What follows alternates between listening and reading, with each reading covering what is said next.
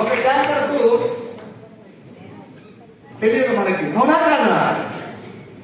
Prestige కంపెనీలో చేపత్త తయారైంది without milk, milk తో సంబంధం లేదు, పాలు వద్దు, డికాషన్ లాగా పెట్టుకొని మన టీ తాగు, నీకున్నటువంటి స్టార్టింగ్ స్టేజ్ లో ఉన్న కిడ్నీ స్టోన్స్ పోతాయి, నీ గ్యాస్ ట్రబుల్ కూడా మన టీ పొడితో పోతాయి. డికాషన్ లాగా తాగింది, గ్రీన్ టీ లాగా ఏం లేదు. టీ పెట్టండి, ఫస్ట్ వేడి నీళ్ళు పెట్టండి స్టవ్ మీద, బాగా హీట్ అయిన తర్వాత కొంచెం బెల్లం వేయండి, చక్కెరని అవాయిడ్ చేయండి, వైట్ రైస్ని అవాయిడ్ చేయండి, సాల్ట్ని అవాయిడ్ చేయండి, కొంచెం ఆరోగ్యం ఎక్కువ రోజులు ఉండాలండి.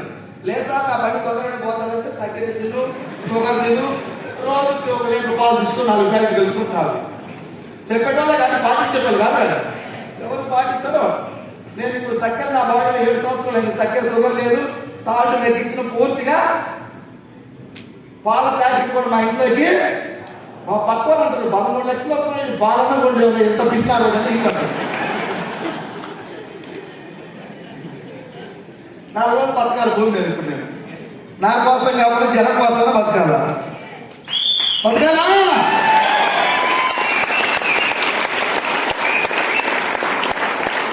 అందుకే బిర్యానీ తినట్లే బయట హోటల్లో. నా దోస్తులు వెస్టీజ్ వాళ్ళు తెలుసు ఏమైనా సరే ఏం తిన్నాను.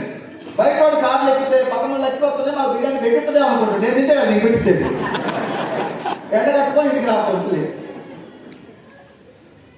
వెస్టీజ్ ఆరోగ్యం ఎట్లొచ్చింది అంటే ఆహారపు అలవాట్ల ద్వారా కూడా కొంత ఆరోగ్యం వచ్చింది. అదృష్టం బాగుంది. వెస్టీజ్లో యాయిలు, కొన్ని రకాల సప్లిమెంట్స్. అమ్మ తల్లి ఎవరైనా సప్లిమెంట్స్ ఉన్నాయా? ఉంటే కొంచెం నాకు హెల్ప్ చేయండి. కొంతమంది చాలా మంది డౌట్గా భయపడుతుంది కదా.